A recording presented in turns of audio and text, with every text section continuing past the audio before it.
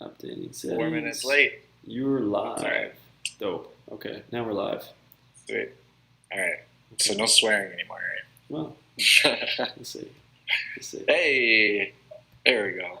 Okay. 4 minutes late. You're live. That's quick. That feels like that feels faster audio than sounds, that. Yeah. Audio sounds good. Okay. Let's change his layout. Oh, I'm very close to the camera as well. It's nice to see that. Yeah, I'm gonna mute myself so I don't sound. All right. Okay.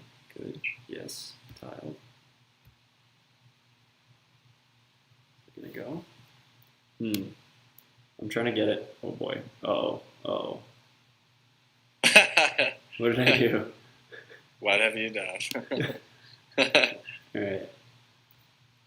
I'm trying to get it so we're both in this shot here. It's not just you. It's kind of a pain because it's like if I don't have it all like crammed onto the desktop, the video shuts off if I'm not looking at that through the live stream. So yeah, I'm gonna adjust my camera so that it doesn't look like I'm a talking head. Is that better? Okay. Yeah, that looks good. Yeah, it's not showing me at all. It's just the spotlight one. You're like young Jamie from Joe Rogan's podcast. Honestly, I've listened to like the Elon Musk ones, and that's it. Really, dude? Oh, he's got some good ones on there.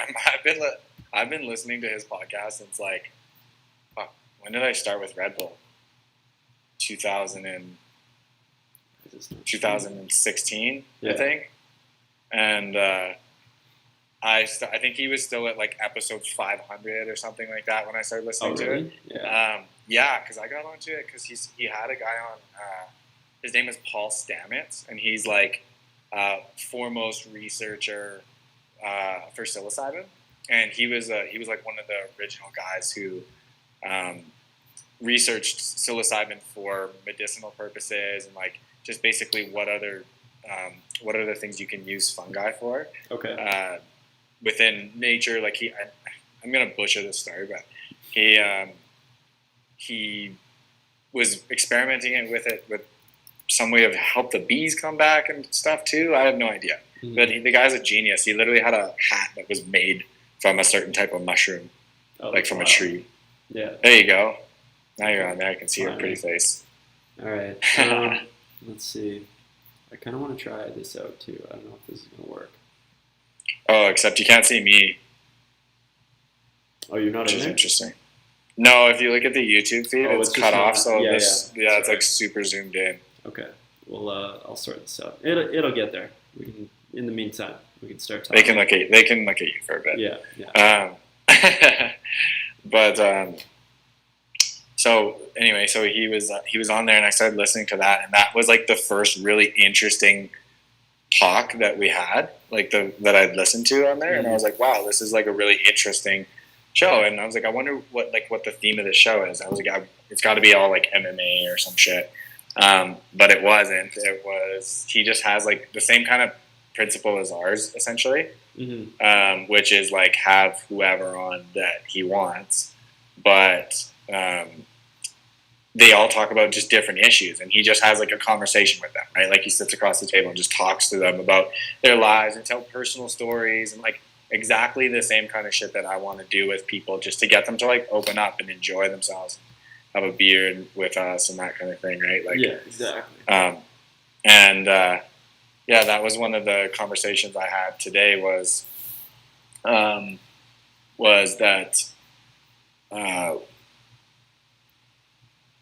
Sorry, I got distracted because I was thinking about posting something on my Instagram. That's my ADD kicking in. Fuck, I forget what I was going to say now. Son of a bitch. I didn't take my medication today. Yeah. Sorry? I would love to help you out, but I don't know either. So. Oh, okay. It's my podcast, so I'll swear if I want to.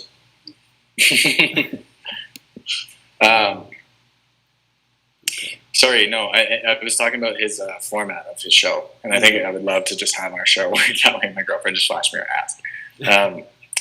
I think I would love to have our show be that way too, right? And just I understand, like, at certain points we got to keep it on side, but there'll be certain people that we can take it off side with too, right? Yeah. Like, it's important to be ourselves on the show all the time. Absolutely. And honestly, I think regardless of, I find that too. Okay, so I'm sure you're learning that as well, but it's like you click this thing, and then you're gonna see this in like the feed as it goes through.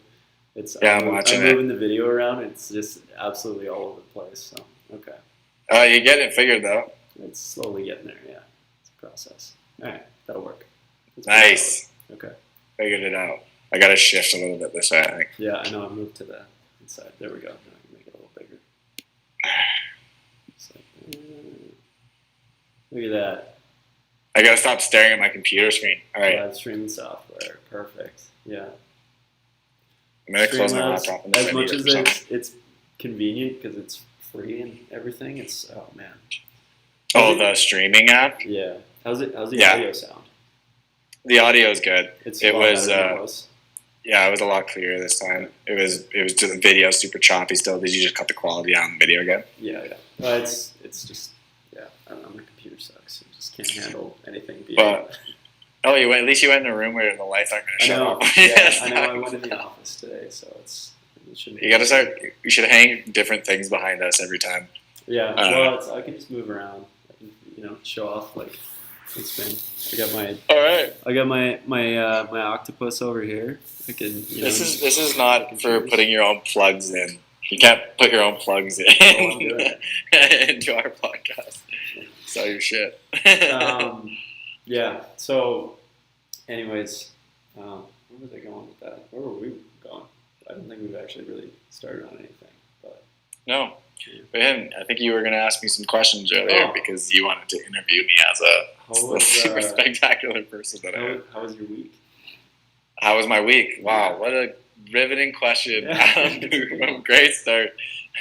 Don't ever hand the kid the mic, eh? Yeah. He's just used to being in front of the camera. It was good.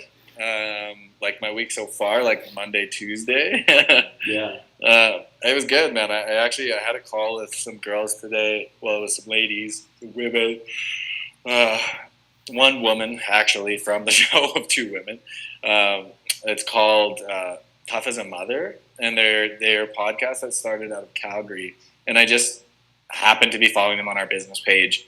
And I saw their Instagram, and I got really interested in it because I was like, oh, this sounds like a kind of a cool concept. So I looked into it, and they had a lot of women on there who were talking about a lot of the same stuff that we talk to people about through C&E, right? Like just about being conscious of, your ego and being conscious of your thought processes and just being aware of people and things around you and what you're in control of and what you're not in control of in order to like take your life in a direction that you want to take it. Yeah. But they were talking specifically to women, specifically to mothers within the Calgary area, and coming from different perspectives and basically just working together with people in a collaborative way, like we teach people to do at the same time. And so we had a really good talk. I ended up talking to her for about an hour.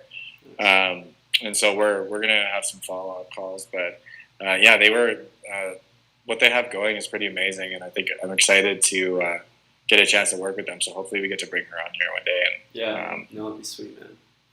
Talk to them. But yeah, they offered a lot of different opinions. She was actually it was their podcast clip that I saw that was talking about like flowers and how you keep flowers in a room, and if you keep flowers in a room and you're like talking about negative stuff, like you're swearing at people and you're fighting with your girlfriend or your parents or your friends or whatever all the time, and you're yelling at the TV. Well, they were saying like the flowers don't have a consciousness, right? They don't know that you are talking to them or whether you're talking to someone else, right? Mm-hmm. They don't understand that. So they just pick up that bad vibe, that bad energy, that bad feeling, and start to wilt and die, right? The longer they're in bad energy, the quicker they die.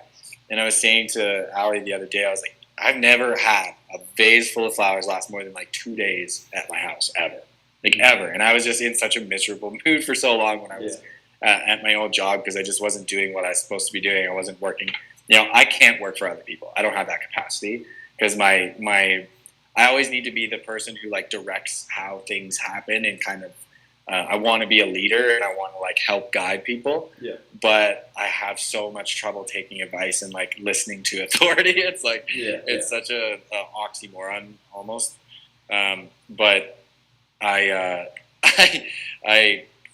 need to be that person. So I used to get really competitive and negative and stuff like that when I worked there, and so I'd bring that home with me and be that at home too. And I'd always have flowers die. And now with these flowers I've had on my table, they've been on here for a week, and they're just like daisies from the grocery store. I think that my girlfriend's friend bought her. And they've been on our table. They're in the original water I put them in. I haven't touched them or done anything with them since we put them there, and you could sell them. Like it's amazing. It's amazing. So they've done a number of studies on that kind of thing, like how like you can physically hitting plants and stuff, and like how negative energy in a it's like not just flowers but any plants. Obviously flowers are probably going to be a little and did you see snowflakes too? Sorry? The snowflake one too? No, I haven't seen that. So if they freeze water in conditions where they have negative words being said and like make it a negative environment, it completely changes the crystalline structure of the icicles and the snowflakes. Yeah. That's so it's ridiculous, man. Yeah. So if they play like mean things in a negative environment and like put that negative energy on it, it's like a very kind of slow, like rigid, not very like sporadic structure. It's just kind of like an ugly sort of thing. Yeah. But the ones that they play the positive stuff on, you see like those amazing shapes that like snowflakes create like they normally do, right? Like in this all directions, and they're very unique patterns. And it's just another one of those like little lessons in life that's like, I wonder here's how things are going to respond. I wonder if like when you talk about you're vibrating on a certain wavelength or whatever, if just the general wavelength of being positive energy is a more consistent, like something that is much more easily received, and obviously like it is, but if you could break it down and like actually take the scientific data of these wavelengths of me talking in a positive way. You want numbers. I'm curious if like they've done studies on this where there are numbers. I'm a visual guy, so I've actually seen some stuff on this too, and so I don't know the exact wavelength like in measurement, but high vibrations are positive vibrations, right? Because it's high energy. You need energy to create things, and that's what creates, right? Is that high energy. So you vibrate at a high level. When you get around other like energies, they amplify each other, right? So even if you are I'm going to make a really cool analogy here. So because being negative is like a slow, long wavelength, right? So think about depression. How does that feel? It's like this slug. You just feel like a slug, right? Well, that's what it is. That's that negative wavelength. You're vibrating at a low frequency. You hang your head, you droop down. You have no confidence, right? But when you vibrate at a high frequency, you get those. You're up here. Your confidence is high. You're ready to go. You're thinking about this. You're thinking about that. You're ready for anything to come your way because you can just dart right to it and go right through that obstacle, right? Yeah. And it's the same when we surround ourselves with people that are on that frequency. Is if you look at like a slow frequency that goes like this, just because you put it next to another slow frequency that's on the same wavelength as it doesn't mean that they're gonna all of a sudden start bouncing up and down like this and helping each other out reach that high frequency, right? They're just going to reverberate off each other and get even bigger, and it's going to be an even slower and big. That's why when you go through like the 12-step process in rehab, they tell you not to be in a relationship because it literally makes it twice as hard. You're now not only taking responsibility for your addiction, right, but you're taking responsibility for your partner's addiction because you take on that energy, especially when you're in a romantic relationship with someone, right? Yeah. So, and it works that way with high vibrating people too, which is why it's so important. And that's why we teach everybody at the end, like it's so important to be a part of that community. Yeah. Because I know every time I get together with you, something happens, right? There's an idea, there's something, there's a new direction to go in, something positive happens, right? So it's like, okay, there's one of those people that I, can get with, who's going to amplify the right energy in me, right? And hopefully I help out too. And so it's so important to know the difference between the two. And like, I had a friend, I have a perfect story for this actually. If you don't mind me talking, taking over the whole show. I'll try not to let this become a theme. I'll smoke some weed after this and I'll stop talking so much. You'll calm down and I'll pick up the slack. So I had a friend, and we have our group of friends, right? And this was a while back.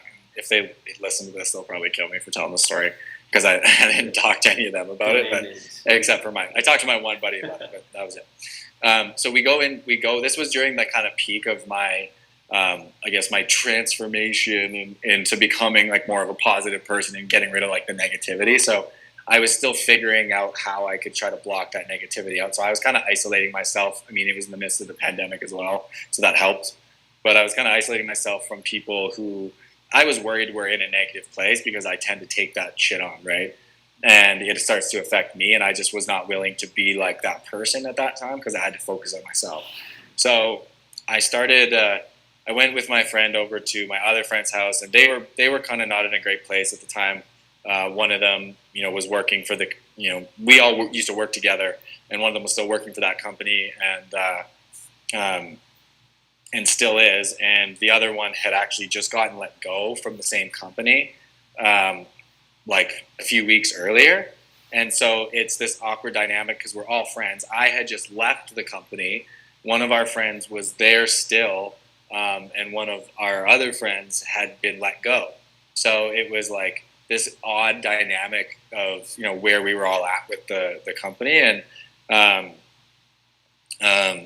so that kind of made things, that put things in a negative place with where they were at. And I just knew that. And my one friend who got let go, especially, like he's had a bit of hard luck streak in his life too.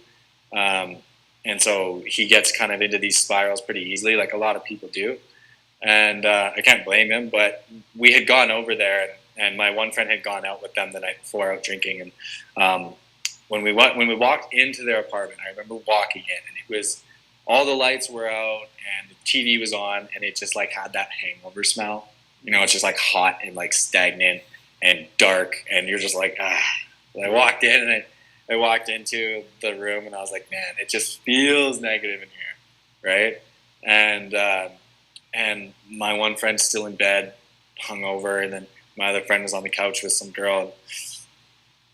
She was like, not really looking at me or anything, and just kind of like, hey, right? And I just was like, wow, this is like a sad like place to be in right now. And so I was like, okay, anyway, check you later. Like, we got our things, we left. And as we were on our way out, I was like, what do you think about that girl that our buddy was with? And my friend looks at me and he's like, oh, they seem to get along really well. Like, they were doing, they were having fun last night. They were like, they seemed perfect for each other. I don't see anything wrong with it, right? Like, and I kind of was like, really? I'm not so sure. And he's like, what do you mean? Like, they seem awesome for each other. Yeah.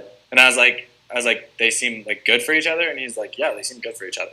And I was like, there's a difference between being good for each other and having mutually like negative things that you bond over, right? Yeah. Like amplifying each other's negative qualities. So I truly believe that every person has things in common with people, and depending on where you're at, if you're in a negative mindset, you're going to be attracted to other negative mindsets, right? And you're going to be, especially if you're not aware of it.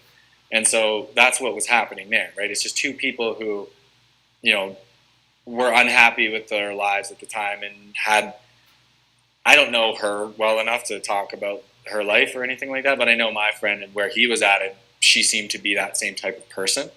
Yeah. And that's her own, thing to deal with, no judgment there at all. But it's like, I understand the difference between someone being good for my friend and someone matching where my friend's at. Mm-hmm. Right. So I had to have that conversation with one of my buddies, and that's the same thing. It's not that she's this high vibrating person who seems so different from him. Well, that's what he needs to get his ass going and get his ass into gear if he really wants to, right? He needs that high vibration to give him a bump to get him going, or he has to get there on his own so that he can match with someone who is up there already, right? Or at least a higher vibration than where he was at. So I know the science behind it has to do with literally like the motor mechanism within your atoms and the way that how fast they're moving together, creating the energy within the cell or something like that. And so the more energy the cell produces, the higher those cells vibrate at, the higher the frequency you vibrate at, right? Yeah. Which is why when you are on I've been talking for 20 minutes. Yeah, I think to go down like the science side too, just to unless you want to finish there first. No, I'm done. Go ahead. Okay, it was kind of when I was in university, I took like just intro physics, but I wish I'd kind of taken the second year course. Actually, so when I was at university, I got there and I was 22 years old. So I was way older than everybody else in my classes. And it just it was strange in a lot of ways, but it was also like really relaxing. 22. I was like 22. That's way older than I forgot how old I was in university. Yeah, right. So, and I'm, like I just didn't really relate to anybody. Everybody looking at me like I'm the old guy just because of hockey, right? So, yeah. I always thought it'd be so funny and I actually did really well in physics. I think I finished that year with like a 90, which is shocking. I pulled that You're a off. smart kid. Yeah. Like, you're smart. You're smart man. It's all right. Some people would probably argue that I should have stayed in school, but I was here. So, anyways, I wanted to take a second year, and I decided that if I had gone into second year physics, I was going to spend the entire year dressing up as Albert Einstein. But you kind of have to do really well if you're going to pull that off. So that's a big commitment. It is a big commitment, but I would have been up for it. I would have been the guy that So anyways, it was, the whole course was on like fluid mechanics and oscillator motion. Is that what it's called? Like, oscillating waves. Waves, right? Wave mechanics. Sure. So, I'm not the one to ask about physics. Yeah. Anyways, so I from what I understand with waves, and I'm sure I'm probably off in a lot of things because I didn't actually take that second year course, but it's basically like if you have a wave going at this vibration, if another one comes along and joins it and they're at the same vibration, but if they go at the same, then they actually double, like the amplitude of the wave will double. It's that same energy, but they just kind of combine into a single wave, right? So it's like that is the physical, explanation, the mathematical explanation, I guess, of how waves amplify each other. It's crazy. So. Well, yeah, and people, like a lot of people think when you start talking about wavelengths and when you're on a positive wavelength or a negative wavelength, they're like, oh, it's all that Morse code bullshit, right? Well, it's like, no, everything does have a wave. Gravity is waves. Light is waves, right? Sound is waves. Everything is in wavelengths. And people are the same thing. All we are is matter that vibrates at a certain wavelength that creates exactly what we are, right? That creates this organism. So the energy within that consciousness that keeps that thing going, that's what everybody is like. That's where science and spirituality tend to split. Mm-hmm. But we had this conversation last time, right? Was that they've proven consciousness now, and even consciousness. When you think about consciousness, and the shape of it being two intersecting circles that are constantly spinning, right? Yeah. Two spheres that are spinning in different directions. Well, that creates a funnel, right? Like that funnel effect, I'm pretty sure. I could be talking out my ass here, but I believe that spiral effect is also the same oscillating motion that happens within waves, correct? Like that's the same motion that creates waves. So it's interesting because when you think about that, and you think about gravity and light and everything being in waves, well, if consciousness does in fact move in this motion like this, well, then it would also be the thing that creates the waves, right?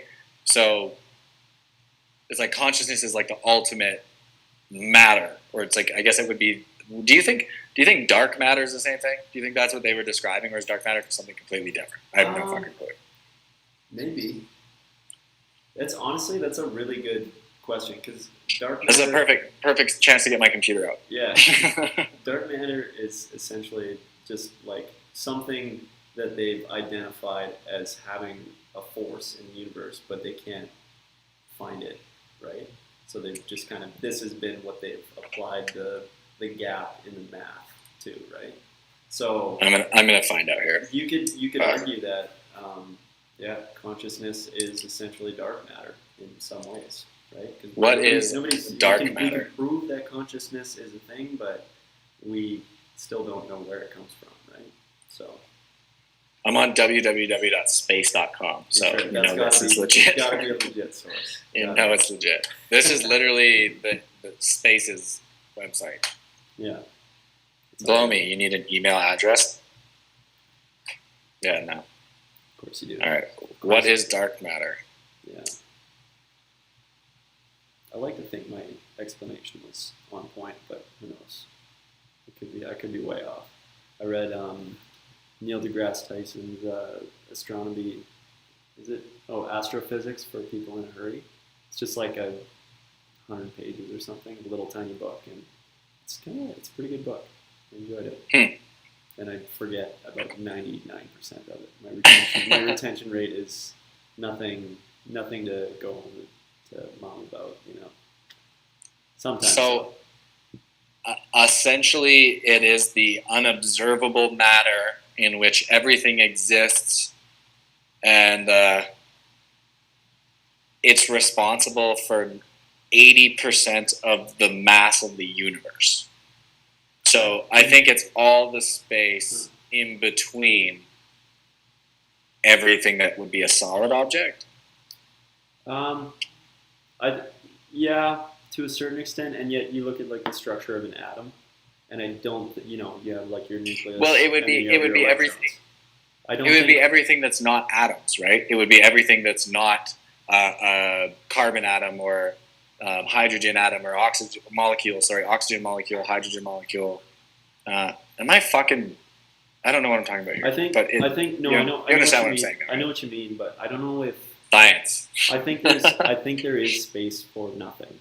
Like there is space for nothing, but dark matter is, because there are definitely gaps in, our knowledge. We have matter, which is everything that we can observe, like us and the things around us. That's matter, and the air we breathe and whatnot. But matter is like it acts its own forces on things that we just we can't detect. We can't actually. Well, gravity, right? Is gravity then dark matter? So gravity comes from matter, like observable matter, right? So the Earth and like everything around us, we actually have our own gravitational force, because we can observe it. But the things that present a force to all of the observable things in the universe that we can't understand is dark matter. So that's kind of.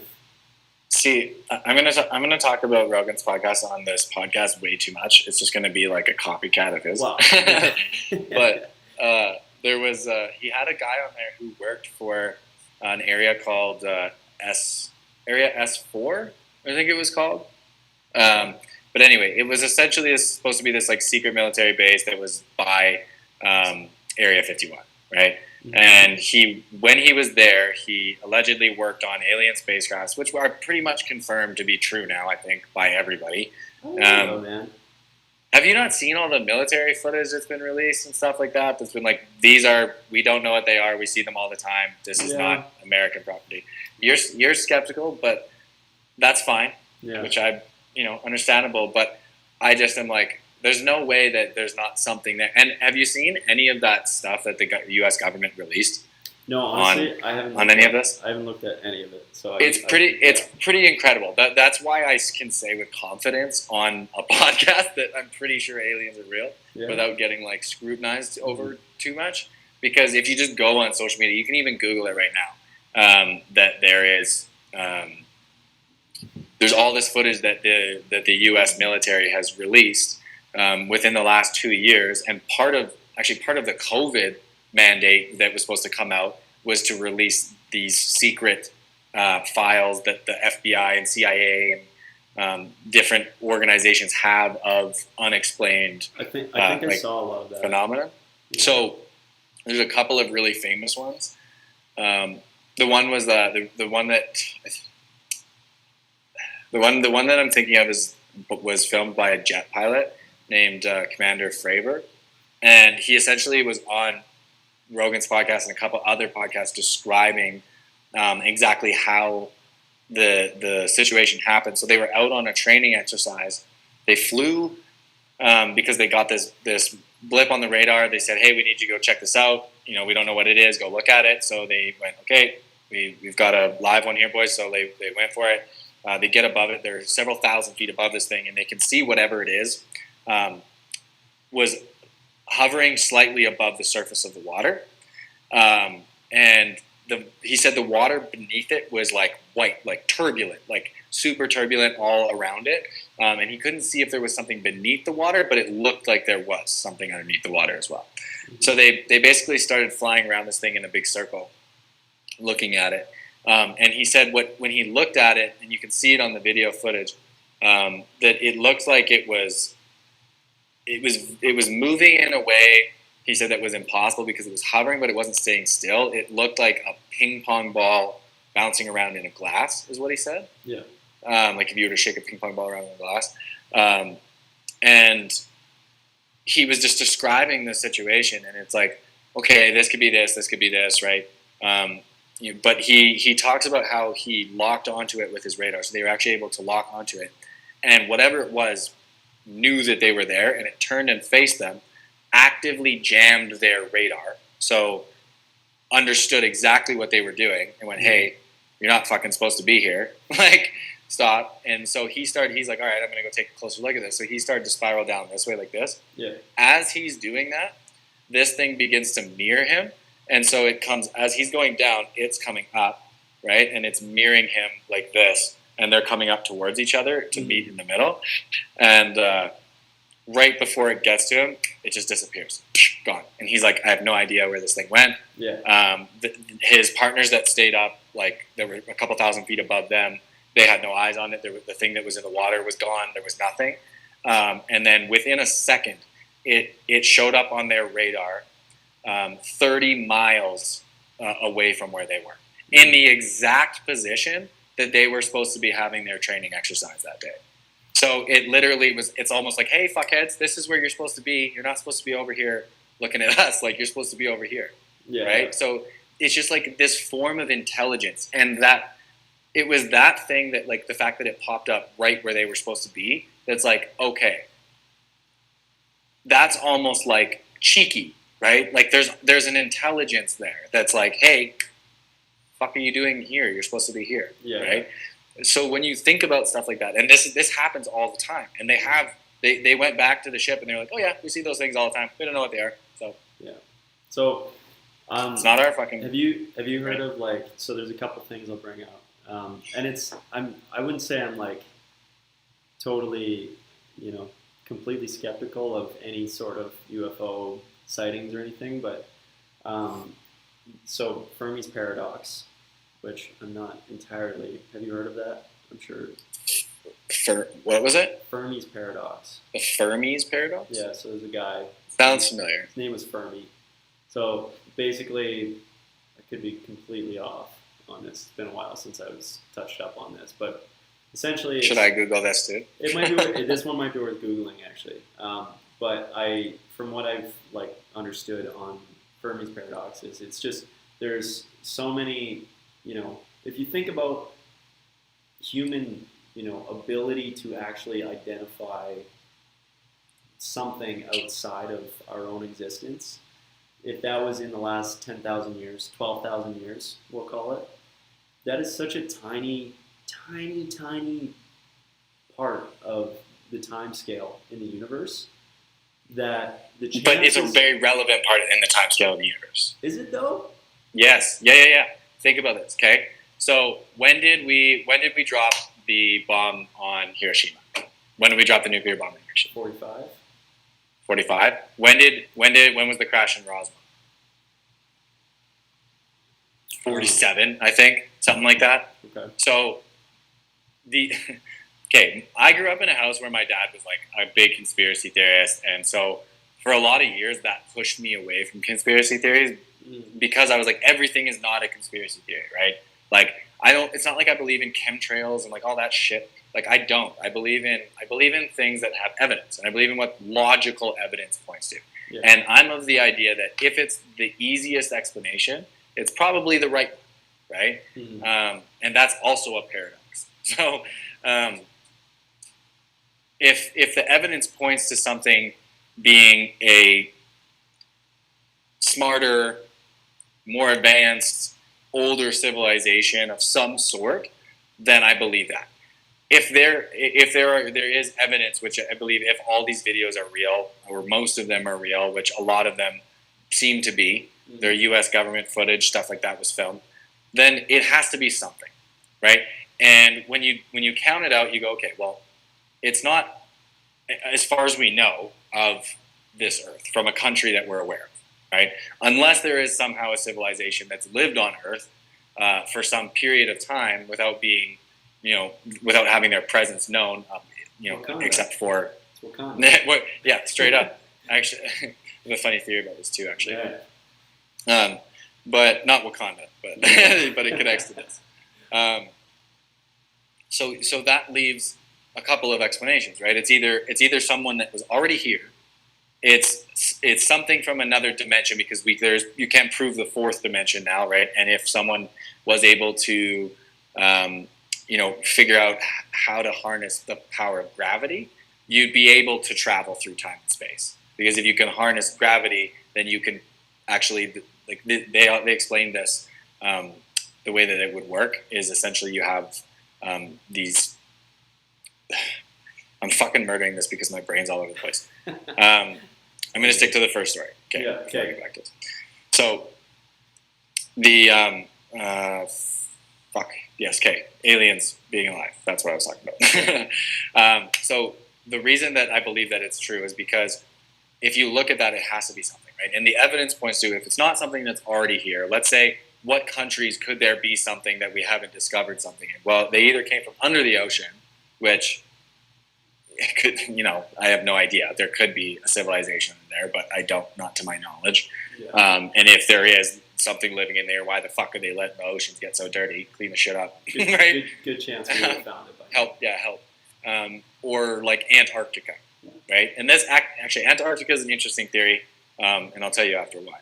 But it's either that or they came from extraterrestrial. They're not from this Earth, right? They're not from this planet. They came from somewhere else.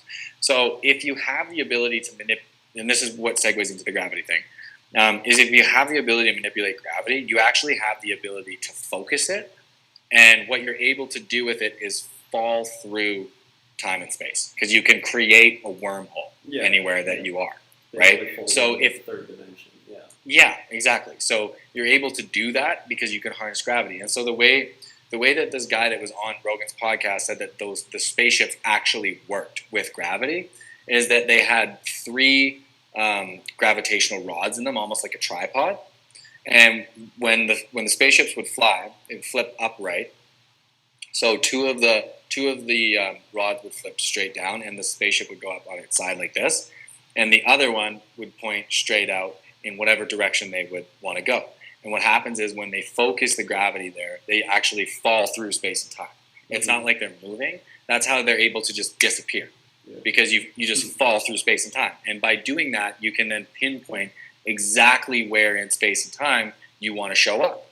Yeah. So that's how they're able to go, you're not supposed to be here. You were supposed to be here, right? Why are you here? We know you're supposed to be here, because they have that ability is to fall through space and time, right? So that's essentially how the gravity thing would work. So that's how it's explainable that aliens would make extraterrestrial travel through different dimensions and universes, because they don't actually travel through that space. They're here, right, when they need to be. So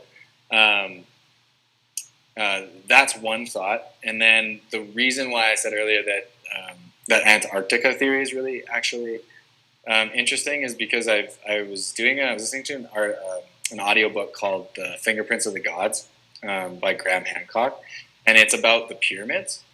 And I'm fucking obsessed with the pyramids. I find them fascinating. And he basically goes into all the detail of how many perfect mathematical calculations there are hidden within the dimensions of the pyramids, right? And that they were actually covered with large sheets of granite before, which would have made them completely white.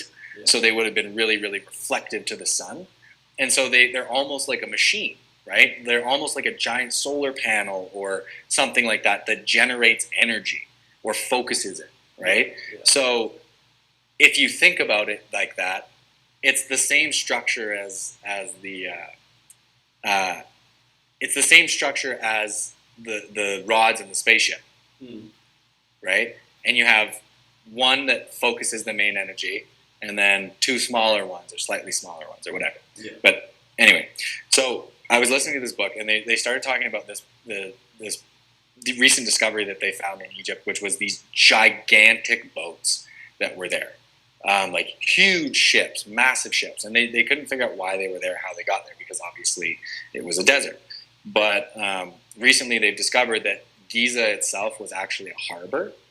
And it would have been the largest harbor in the world at the time because of where the river ran.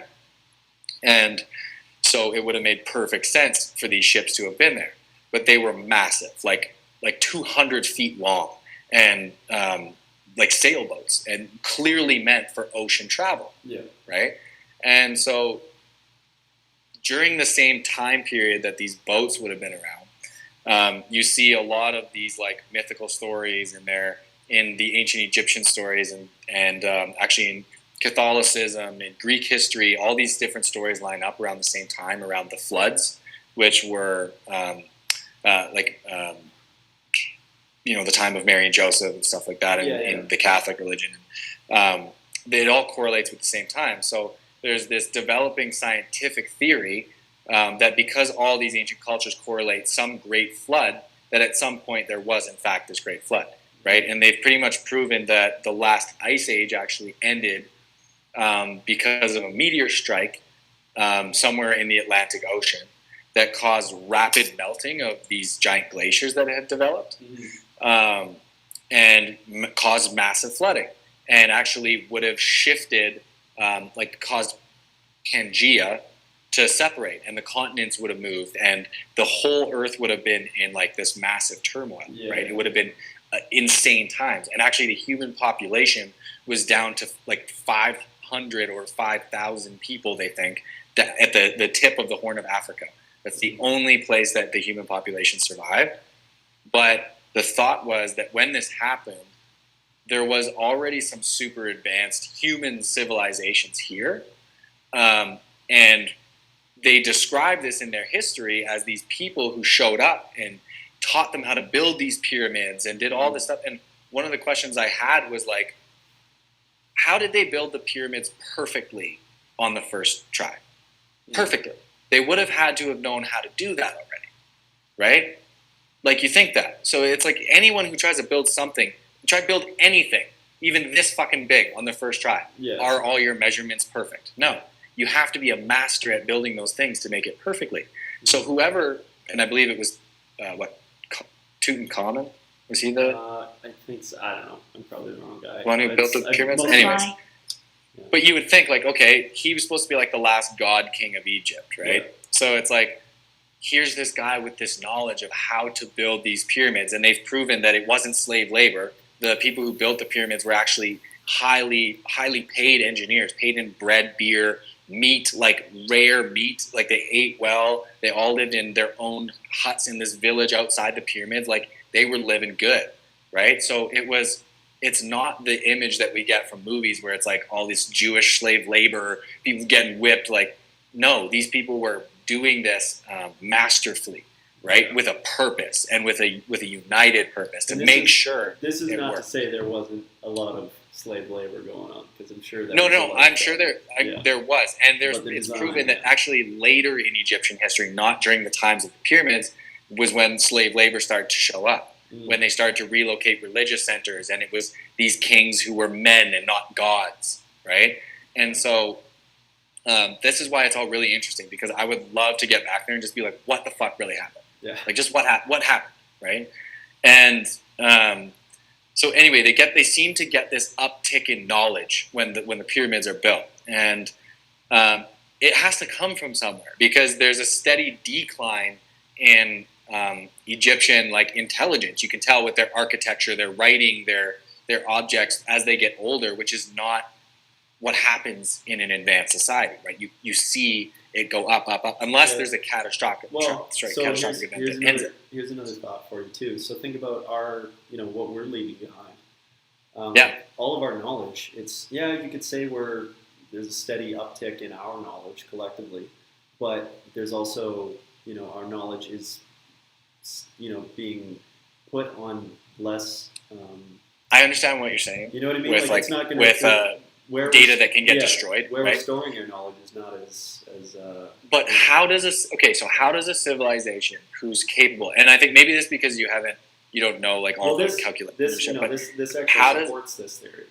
So how does it? Oh, does it? Well, because I'm saying like they're. Oh, I thought you were arguing against. No. They had a steady uptick of knowledge, but they learned new ways to store their data, and unfortunately, those new ways were not as hardy. I guess they wouldn't stick around as long. So same as us. Like if we start putting our stuff in books, 1,000 years from now, if my book is sitting in the dirt, it's going to be gone, right? So. Mm-hmm. I'm sure, they probably had better knowledge, but it looked like it was declining because, where they were storing their knowledge had shifted. Well, it's not even, I don't think it's even that. I think it's that the population that came afterwards didn't understand the pyramids to the extent of the ones who built them, right? The people, the purpose, why they were built. Even if you look at that, like there's so much happened in Egypt from the time that the pyramids were built to sort of modern Egypt, that there's like these time periods in between where anything could have happened, right? Yeah. I bet you we lost the instructions for the pyramids, how they were built, their purpose, all of that in the Library of Alexandria when Caesar burnt it down, right? 100%. All that shit was lost in there. Yeah. And it fucking eats me alive. I hate talking about it because I know the answers were there. Yeah. And so when you think about that stuff, it's incredible. But you think, where did that sudden knowledge come from? Where did it come from? Right? This has to have been, and why are they trying to make sure that this knowledge that is encased in the structure of the pyramids, their design, their angles, the down to the blocks, everything, the height, all of it, it lines up perfectly with solar years, different constellations, different times of the year, to track time and different shit on Earth. But all of this stuff is perfectly calculated in this one structure. Yeah. And it's some advanced civilization went, how can we take all of our knowledge and put it into one thing? It's it's like the Egyptians are a computer hard drive made of stone, but they're a 52-story hard drive. Yeah. So I think it's interesting, man. But I guess the last point I want to make on it is that I think just to wrap it up, the theory of those boats is that whenever this catastrophic event happened, this civilization would have had to come from somewhere to bring this knowledge, which is where those boats would have come from, right? And where these gods came from that came down and showed them how to use the pyramids or showed them how to build the pyramids and gave them all this wisdom and knowledge, right? That made Egypt the greatest civilization Earth's ever known, human civilization, because they received all this knowledge from these divine beings. Well, if to a civilization that had started because they spread from the Horn of Africa and had just reached the north of Africa in our human development with our fresh brains, well, any sort of advanced civilization would have been gods, right? So say these people survived this, where would they have been? Where would this country have been? Well, they would have had to have had mountains. They would have had to have rivers, lakes, plateaus, forests, massive forests, right? Land for agriculture, all kinds of resources to be this advanced of a civilization, where's the only place on Earth that right now we have no idea any of its existence, like any of its past existence? Antarctica. It's Antarctica, right? And what's happening now? It's almost like the end of an ice age. Antarctica's been in its own ice age for however long, and we're seeing the end of it now. I would not be surprised that within the next 50 years, we start to see the shore of Antarctica and we start to see actual land mass come through, that we start to find evidence of ancient humans there. I guarantee it. And I will almost guarantee. I want to put a guarantee on this because it's like a gut feeling that I have that we're going to find some amazing, amazing things there that are going to give us a history that just fill in that space of time that we just don't know about in human history, right? When people think about humans, they go, well, how old are we? I don't know. What year is it? 2021? So a couple of 100 years older than that, right? Well, no, the fact is Homo sapiens have been around for hundreds of thousands of years, but we don't know any of that history. Yeah. We don't know what happened between ancient Greece when they started inventing, other than cave paintings, right? Yeah. We don't know anything if things are dated to the actual date that they are. Yeah. But if you look at some of these ancient civilizations and stuff, it's like I think the general consensus is it's human, like what we call human civilization, like human history, I guess. Modern human history. Well, you want to go, just human history, period, starts at about 12,000 years. So you could argue that humans are in the year, 12,021, if you want to go down that road.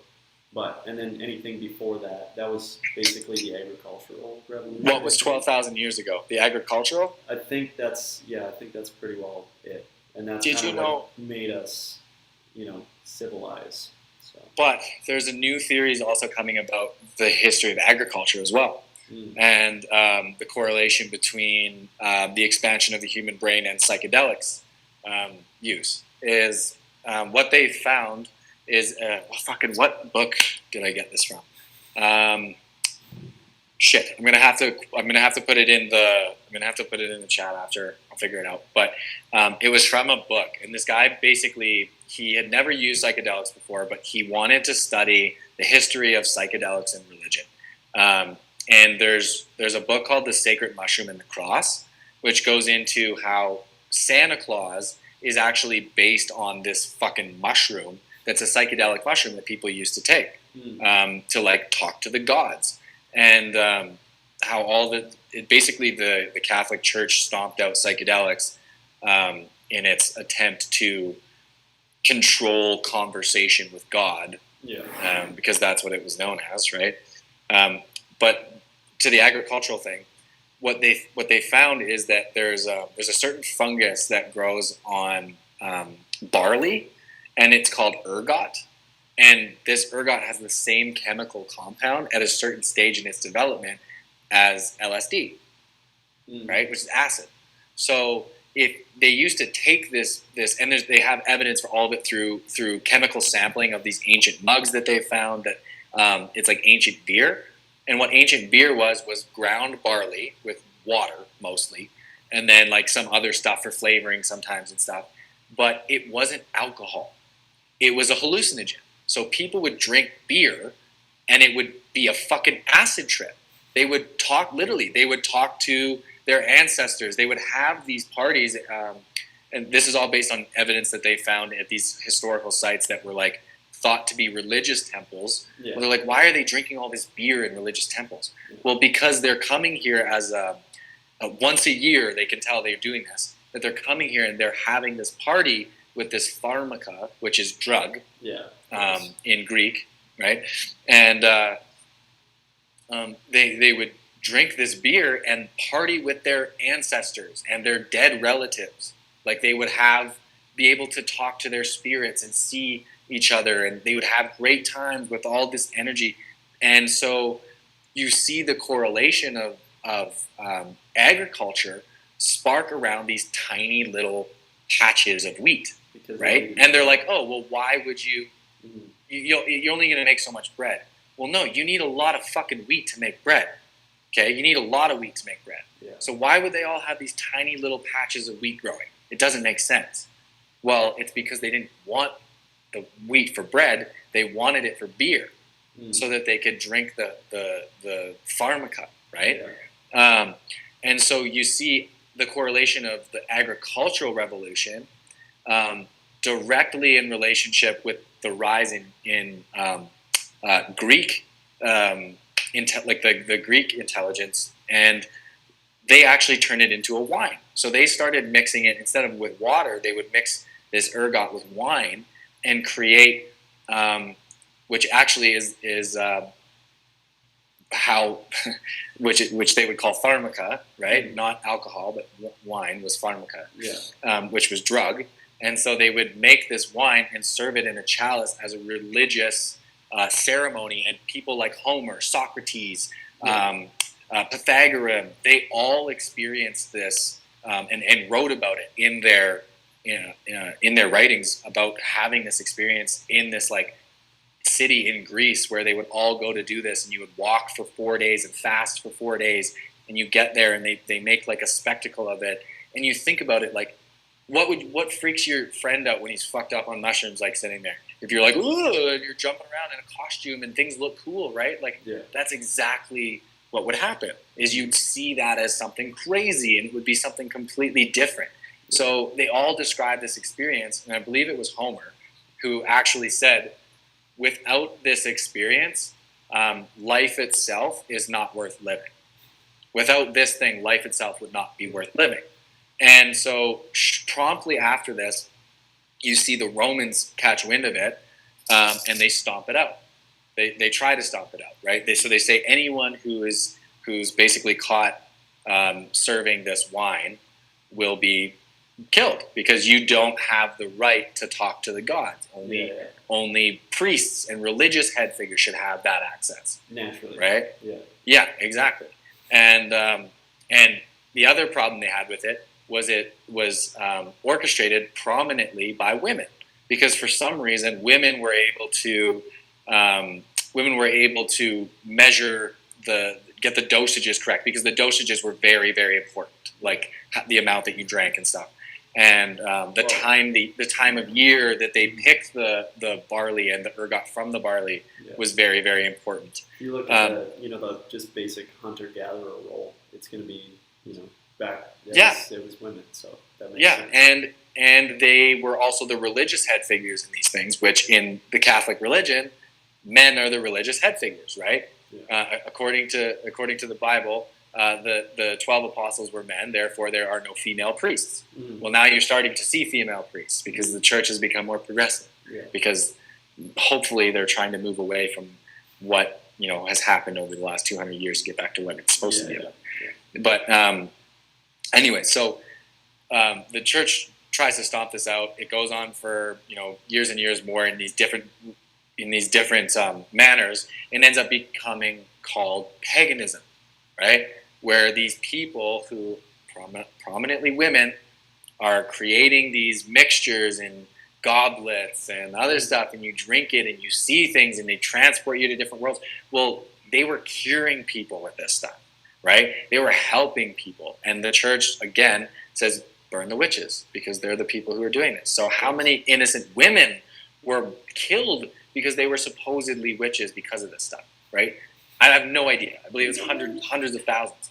It's all this shit is connected to the same thing. It's fucked. Yeah. And the craziest part about it is the fucking Eucharist, like from the church, that you drink Jesus's blood out of, right? Yeah. Is traditionally the Eucharist that served the pharmaca.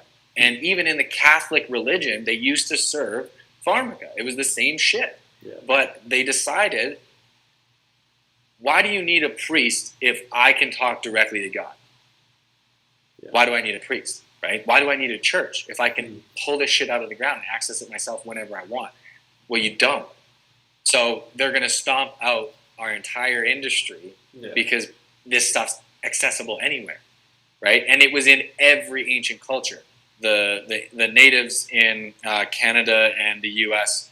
I believe it was psilocybin mushrooms and peyote, right? And then you go to Greece, and it was pharmaca with the ergot and the wine. Same with the ancient cultures in Northern Africa with the beer, right? Same thing, and you see it spread east as well. But it's so incredibly obvious that this is like what happened, and I'm not sure like how many people in our audience will have taken psychedelics before, but there's something that happens when you take psychedelics that is very very like eye-opening in terms of just what your role is on this planet, right? Like where you fit. And it's I'm not sure what your experience is with any sort of psychedelics, but I've taken psilocybin mushrooms before. But that's the only psychedelic I've done. And I can tell you from that experience, like I've had a few experiences on it, and it's something that's incredibly humbling. Like there was a time I took them. Actually, we were going to Zoo Lights, and I just was like, I have these mushrooms left from like this camping trip we're on, and I'll just take them. It'll be fun. And I made like a tea, and I drank the tea, and then I didn't really realize, and I ate the rest of the mushrooms, and I actually took a lot more than I thought that I took. So I'm sitting there playing Call of Duty with my roommate, and I was just like, this is not easy. And I was like starting to sweat, and I was like, I feel uncomfortable. I'm on here fucking killing people virtually. This is so uncomfortable. Like, I was like, it was so weird.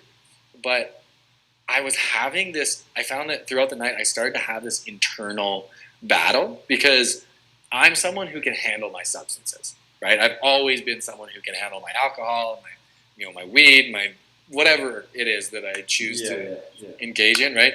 I can handle it for the most part, and I'm very, very good at like just keeping my composure and putting on a good face, like for the most part, right? There have been times where it's pretty obvious, but and for the first time in my life, I had to give up that control because I was fighting it. I was fighting giving that up, and it made me realize like who I had to be to not give that up. So I was like, it's such a hard thing to describe. It's like, picture two voices in your head. Okay. So you know your inner voice when you think to yourself, you go, I wonder what I'm going to do here.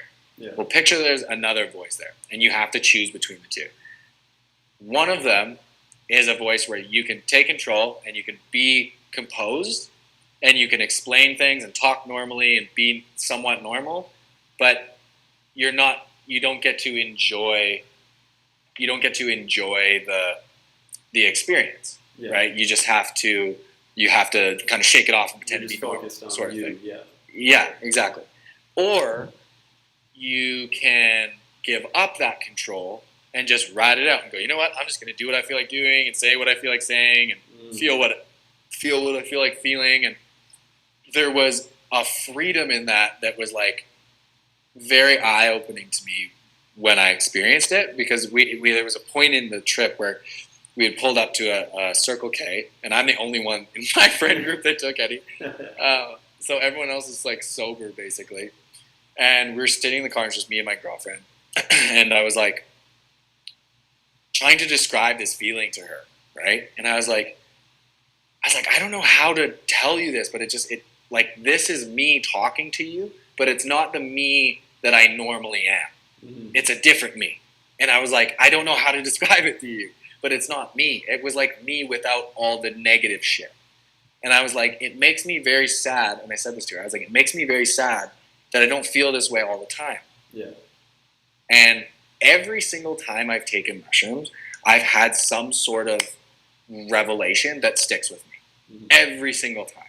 About nature, about my role in like my friends and my relationships, about things I've done in my past. Like, it's just such an introspective experience that like the Johns Hopkins studies they do on it have proven that one experience with psilocybin for a lot of people who've experienced like trauma that's haunted them their entire lives are able to cope with and are completely at peace with a lot of the traumas that they dealt with, or the main trauma that they went there to see. Yeah. So like these experiments are incredibly encouraging for what it does to your brain. Yeah. And the science behind it is essentially it helps you form new neural pathways, right? Which is what happens when you experience trauma. I think, honestly, man, I think that, like, that description of it, from my experience, is spot on. You know, you have these two avenues that you can choose to take, and you know, whether you do one or the other, it's like that's going to determine your experience. On like the the micro dose scale of it, I think for me it allowed me to. I'm glad that I had gotten into meditation before I really kind of tried these out, because I found it allowed you to meditate on things in an instant. You didn't have to, like, you were so totally in the moment when you kind of do surrender to it, that it makes you feel that that way about things. Like, it was incredible. It really was. Well, and what happens when you're meditating? What is that supposed to be, right? You're connecting with consciousness, you're just right? Perfectly in the moment, right? Yeah. You're connecting with consciousness, and so I truly believe that the purpose of psychedelics, the reason they grow from the earth, the reason that when we take something that is literally like, I think mycelium makes up like 90% of the Earth's surface. Like, it's something fucked like that. I've heard big numbers like that too. Yeah, and it's incredible. So, and it's all connected. It's all talking and communicating via like electric signals, just like our brain is all the time. So what are the odds that when we eat these sacred things, these cherished things, we have a connection, especially when it comes from the earth, to the earth, right? Like a specific connection with nature and water in specific for me. And like a lot of people I know, when you take mushrooms, something about water is like, it's like home. It's like you're at home when you're around water or near water, right? And maybe that's a primal thing for our basic need of water to survive. But maybe it's not. Maybe it's something deeper, because we are, as humans, like majority water, right? Like there's just so many different links that you have, and it was like, actually, when I took mushrooms the first time, it was like I had a weird connection with nature to a point where it was the first time I wasn't worried about being hurt by something in nature for no reason. So at one point I was sitting and watching like this dry creek bed, and I was just sitting by myself. And the reason I was watching it is because there were all these wasps flying around, and I don't like wasps normally. Like, I've been bitten once in my life, but I just don't like them. And I sat on this dry creek bed and I watched these wasps, and I just watched them, and there was like dozens of them. They were just flying in front of me and landing down the rocks. None of them bothered me. None of them even stopped to look at me, right? They just went and sat on the rocks, and they were going all down into these rocks. And I was like, what are they doing down there? So I was watching, and they go down, and they were picking dragonfly larvae out of the rocks and flying away with them. And I was like, this is crazy what's happening here. Like, it just gave me this connection with, it was like I was watching a fucking Nat Geo movie in real life. Right? Like, I was just like, wow, this is incredible. Like that feeling you get when you watch like the oceans on like the Blue Planet or whatever. That's right? Nice. And you see like the whales come in and stuff, and you're like, wow, this is incredible. But that's how you feel all the time. It's unreal, right? So it opens you up to that connection, which is like why it blows my mind with people who have never tried any sort of psychedelic before, or even like smoking weed, right? Let alone like maybe they're drink alcohol, with big surprise. But like when they say like, oh, psychedelics are, they do nothing for you, they're bad for you, or they should be illegal, or they're, they have all these negative stereotypes. It just blows my mind. I think a lot of that comes from, it's probably comes from the initial, the church, the war on drugs. It down. Not the war on drugs. Like, we go way back to when you were 100%. That's where it all stems from. Ingrained in our fucking history for centuries. So you do that for as long as we did, and there's going to be some. That's what's incredible about this era and this generation, specifically. I think our generation, and this is not to brag on us, but 90s kids are the only generation of kids who saw the joys of playing outside and playing street hockey and coming on when the lights turned on, and that 1980s, that 1950s to 1990s feel, right? Going outside and playing with your friends, and riding your bike, and climbing trees, and getting in trouble, and having mud fights, and drawing fucking giant chalk houses in your cul-de-sac and stuff like that, right?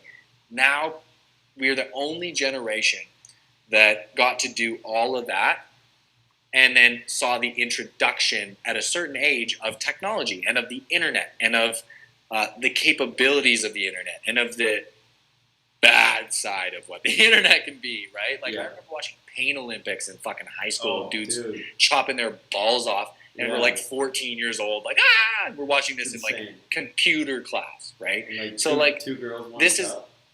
That was all stuff. To this day, I've never actually watched that. I refuse to watch that video. I've seen it. I saw it one time. I saw that. I saw a couple things on the Pain Olympics. I remember that stuff, but I was like, the internet was the Wild West back then, man. Dude. Like, shit didn't matter. So this all happened as we were growing up. We saw like the invention of online porn, right? That's a whole thing. Now you look at what apparently kids in high school now are just fucking like porn stars, because that's their first exposure to sexuality. They don't learn from sex ed now.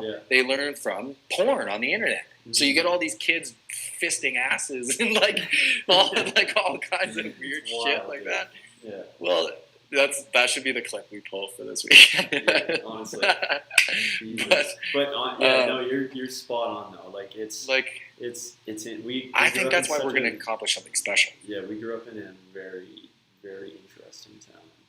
So, but I want to, before we go any further, I want to loop back around, because I kind of brought up the Fermi Paradox and just how the straight up odds of us lining up with another civilization in the same period of time.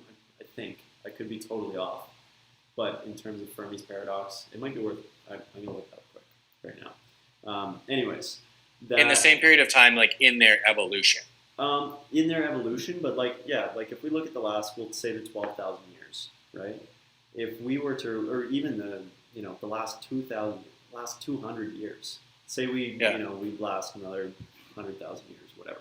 That is still such a tiny fraction of the current existence, the current theoretical existence of the universe, and we are so far away from everything that the odds of us being able to interact with another, intelligent species.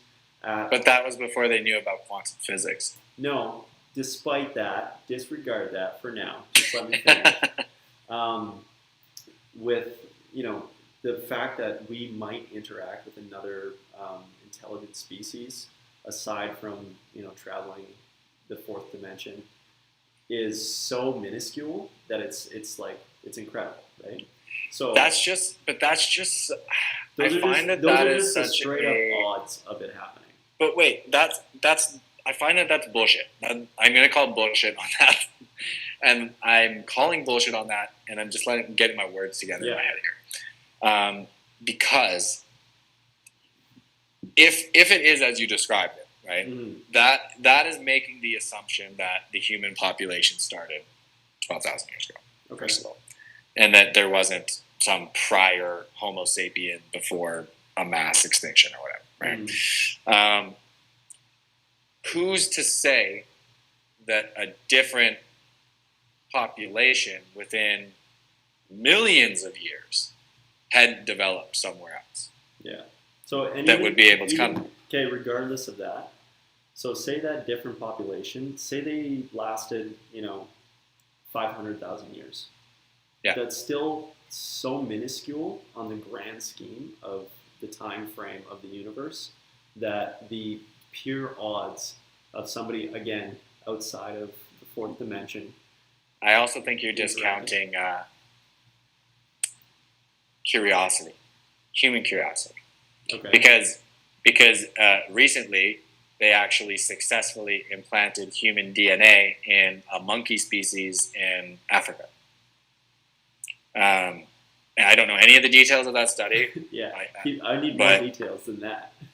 Where's this going? Well, so the theory is why, if we as humans, okay, had developed, let's say there was a human population that developed on another planet, Sure. okay, and they figured out interdimensional travel, interspace travel, and they said, all right, here's another planet in this Goldilocks zone, because we know there are countless numbers of them now where life could exist, right?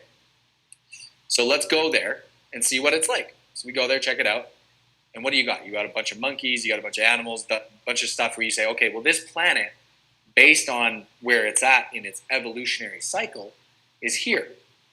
So we can tell by, this and that, whatever's happened to this planet. So what we're going to do is we're going to go down there and we're going to inject a little bit of our DNA in this monkey species to kickstart that evolution. And then we're going to back up and we're going to observe. Just an experiment. Yeah. And see if we can speed things up. Right? And so you see the rapid growth in the human brain, right? You see the invention of agriculture, the Industrial Revolution, religion, all these different things start to develop. There's no, to our best of our knowledge, these divine beings that existed back in the day that are, the the main theory of ancient aliens, which is hilarious. But they disappear, right? There's no more sign of them. They leave. The gods leave Earth, right? That's essentially what's supposed to have happened. And then the Dark Ages happen. And out of the Dark Ages comes Catholicism and multiple other religions that pray to the gods that are no longer here because they went back to the skies, right? Humans begin to evolve. Things are moving forward. Things are getting less bad. I guess, because we come out of the Dark Ages, we start to invent things, jobs and having families, and things are getting better and better. And what happens? We split the atom. And then what?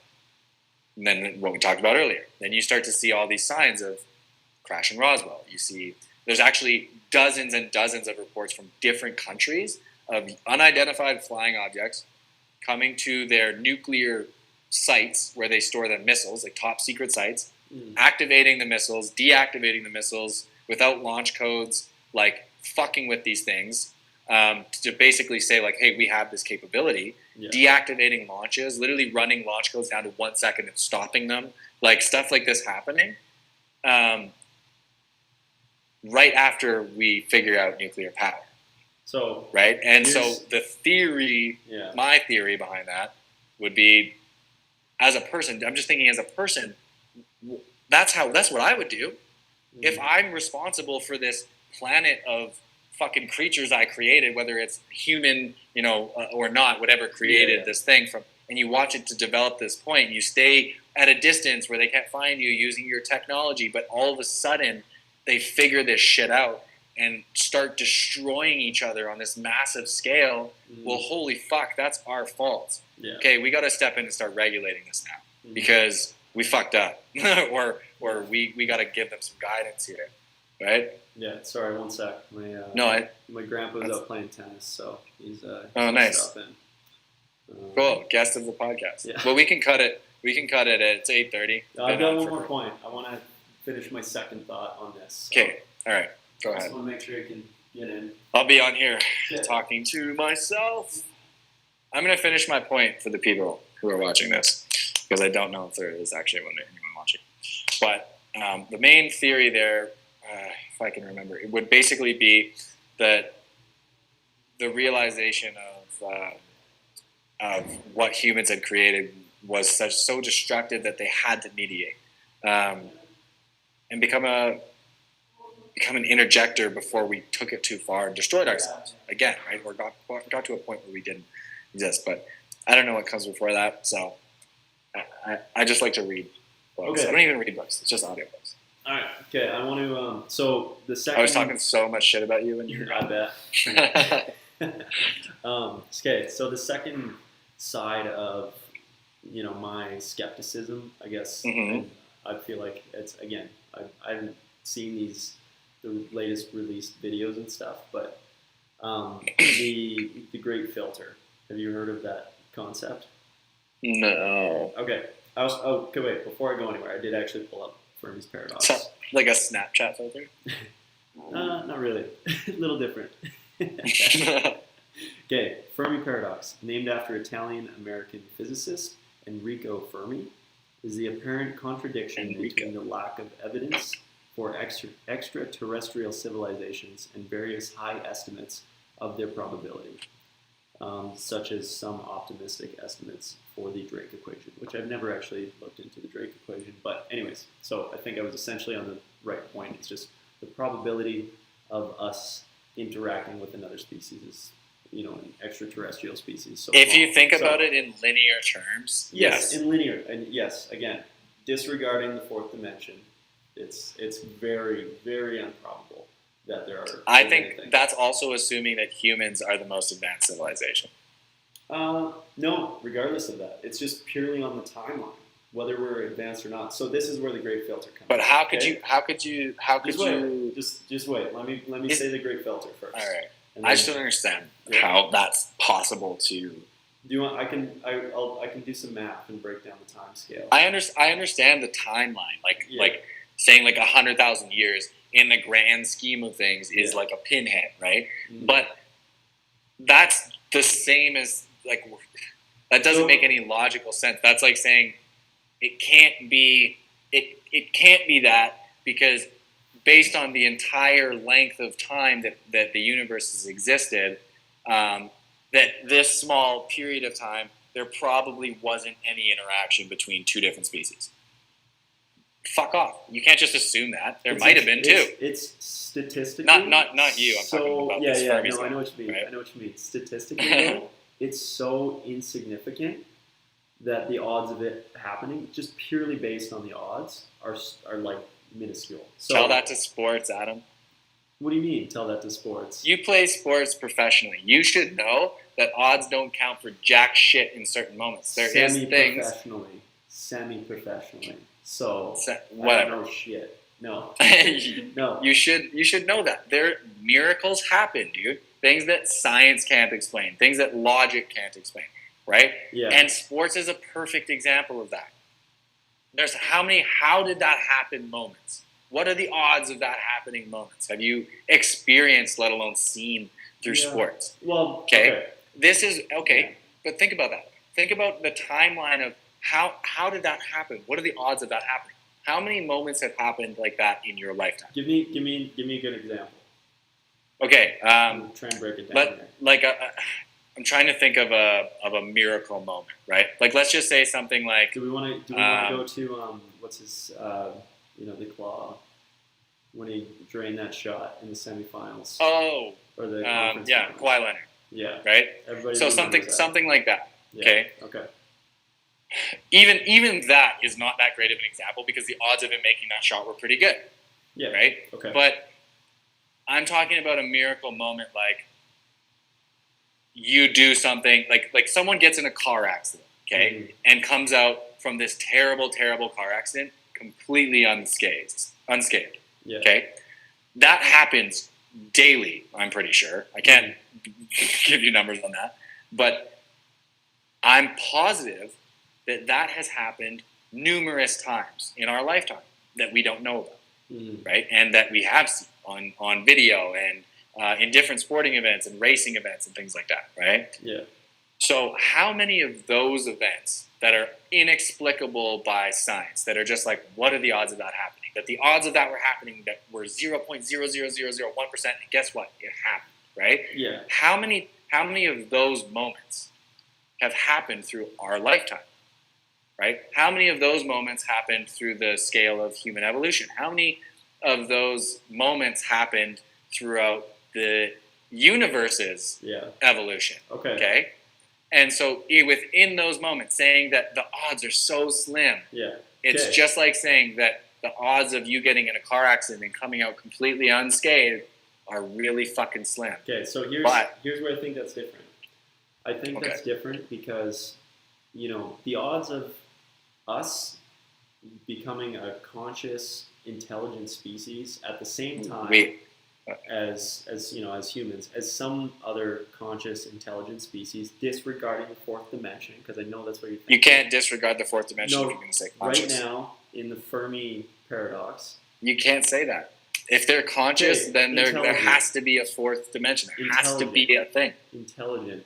We are conscious right now, but we don't understand it. Well, then we're having this conversation for no reason because science has proven consciousness, which proves this guy's fucking paradox is bullshit. Because if consciousness connects things... Okay, settle down there. Let me explain my shit. All right. Okay, so... based on... Okay, I won't say conscious because you're going to jump on me. Intelligent species. So the odds of one intelligent species forming in a given timeline and another forming in a given timeline, it's more than just, it's not like the planets are going to collide. That's not going to happen because based on all of the universe, everything's spreading apart, right? So not only do we have to form in the same timeline, which alone is such a minute, I don't think we are spreading out. I don't think we are spreading out. I think recently they discovered that the universe is it shrinking? It might. Yeah, I feel like that might have. I heard something about it, but until this most recent knowledge, it's been expanding. Regardless, everything is really far apart. I just looked it up. The closest Goldilocks planet is 12 light years away. Yeah. 12 light years. That seems 12. That's nothing, but that's really really far away. That's insanely far away. So. For us, it is, right? Relatively speaking. Objectively speaking. Objectively, unless somebody could harness, unless you can harness the fourth dimension, then it's almost impossible. Not necessarily. I think I think if humans hadn't gone down the route of propulsion in terms of motion and how we engage. Who's to say some other advanced civilization didn't use some other form of propulsion that wasn't thrust, right? Because the only reason that we have trouble thinking about that is because we have to think of thrust. In order to move, you have to do this. So basically, I guess the only other way would be to use gravity, right? You need a completely different set of physics. Or magnetics. You could use magnetics. Who's to say that they didn't develop a propulsion system based around magnetics instead of the wheel, right? Well, either way, it's all based around physics, which currently, based around physics, it's impossible to travel the speed of light. So that's just the current model of physics. So it's not to say there isn't maybe a better model that we have not discovered yet. So anyways, regardless, the odds of those things happening alone are very small, and the odds of us, one of those civilizations being advanced enough to reach the other one, that's a whole other, thing. So, unless they already knew of their existence, like that theory of humans, genetically manipulating others, right? So they would have traveled there and been there. Yeah, but that would have to be on such a, small scale. Yeah. So I think that does eliminate a large portion of that. But either way, so let me go into the. What do you call it? The Great Filter. So the basic concept of the Great Filter is you run into obstacles as a human race, and you kind of brought up one where at one point humans there was only 500 of us left. That was this is one of these theories that's been it's proven or whatever. Anyways, that would have been a filter. So the filter being humans either make it past this filter or they don't, right? So at some point, the theory of the Great Filter being something that kills us, whether it's, at some point an asteroid's going to hit and that's the Great Filter. And no civilization has ever made it past that. That's why we haven't found anything, That's why Elon Musk is going to Mars, bro.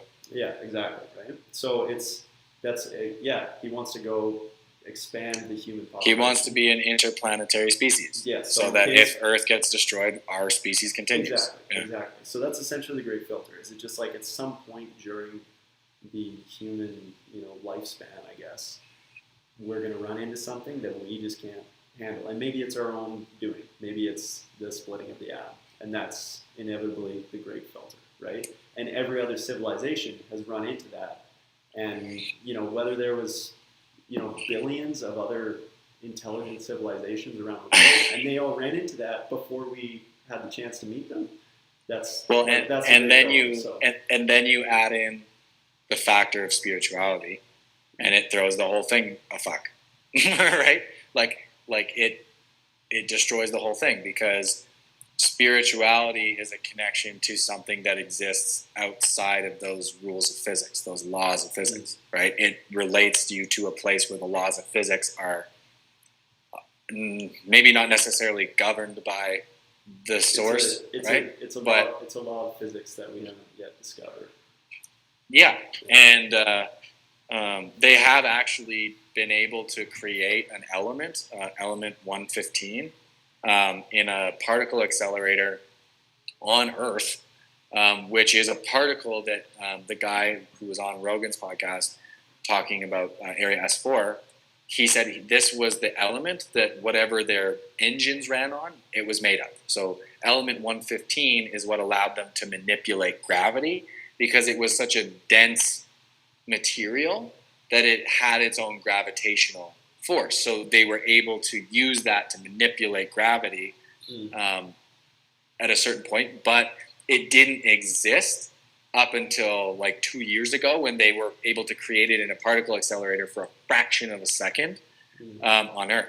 So you actually need a different gravitational field to be able to create this element. So we would have to get to a planet with gravity great enough to create this element on it, and then we'd be able to do that. Yeah. So there's that, but if you factor in spirituality and consciousness and this connection to one thing, and we are stardust, right? So why is it that vitamin D, right, which isn't actually a vitamin, by the way, it's a hormone that we naturally release. Why is it we only release that with exposure to the sun? This big ball of energy. Well, because guess what? We're the same shit.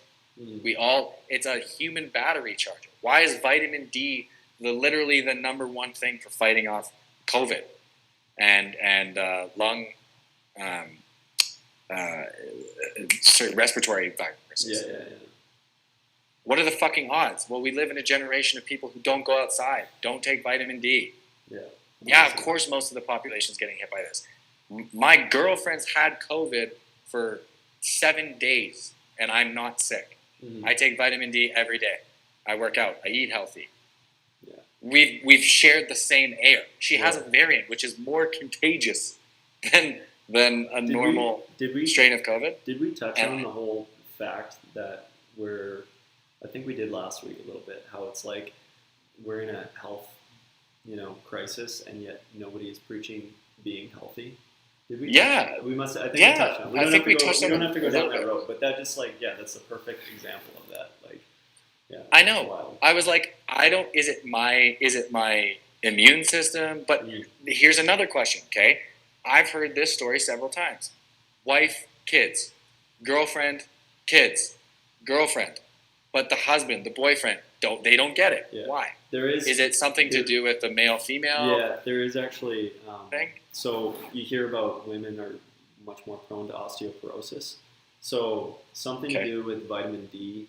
If a lack in vitamin D means there's when your body, I think it's in the metabolism, and I could be getting this totally wrong, but I'm gonna just give it a shot, and it'll maybe make some sense. So when we metabolize carbohydrates, our body needs a certain, it's calcium, or no, it's our muscles. Okay, when we move our muscles, it needs calcium. So, but if we don't have a certain amount of vitamin D, the calcium does not get pulled from our food and our nutrients, but it gets pulled from our bones. So in women, for some reason, it's like on like a hyperactive, level where if they're not getting enough vitamin D, then it naturally pulls from the bones just that much faster. So I think women actually need more vitamin D than men. So it's actually probably a really strong correlation between that whole system. Well, there's a massive correlation between vitamin D and COVID patients and people that are in bad places with COVID and low vitamin D levels. That should be obviously, okay, I get the science behind it. It's like they probably didn't see that correlation. And to be honest, they probably weren't looking for it. No. Right? So people start to hear about this, and then the studies come out. Right? Well, why isn't this person sick? Well, here's a chart of things that they have and a chart of things a person. Well, all these things are the same or different, right? It could be any of them. Vitamin D happens to be one that shows up on every example. So why has that not been a focus? Why has healthy eating not been a focus? Why has, going to the gym not been a focus? Why has that health programs not been a focus? Well, because we don't promote health, we promote things that make money. And gyms don't bring money to governments. Vaccines do, right?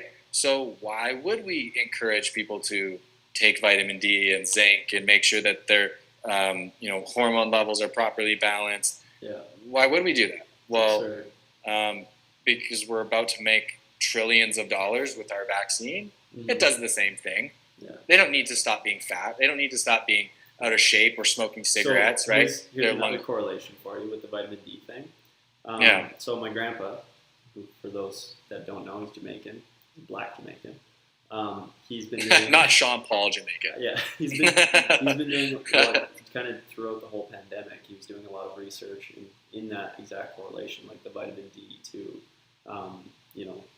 our ability to fight off COVID, and the numbers they're out, and it's a huge factor. So what he found is they're like based on our the tone of our skin, people with a darker tone of skin. Yes, I heard this too. They can't absorb vitamin D the same way that people with a lighter tone can. And look at the populations that COVID's hitting really hard in the U.S. Right? So it's interesting. Right? It's like it's just kind of it all comes together. But again, the whole like be healthy. Maybe that's a good way to fight this virus. And look at the countries that were hit hardest by this too. It's the countries with unhealthy populations. All those big fat fucks in Italy were the first ones to die. Like, you might get some flack for that comment. Sorry. Well, if someone from Italy watches this and wants to talk shit, great. I don't care.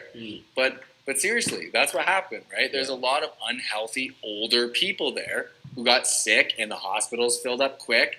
And personal health probably not the big. I don't know anything about Italian culture, so I can't tell you like what their focus is on personal health. But I know that fitness in Canada is a major priority, right? Like you see a lot of people jogging. I used to live by a park downtown, and literally all day, there's people running.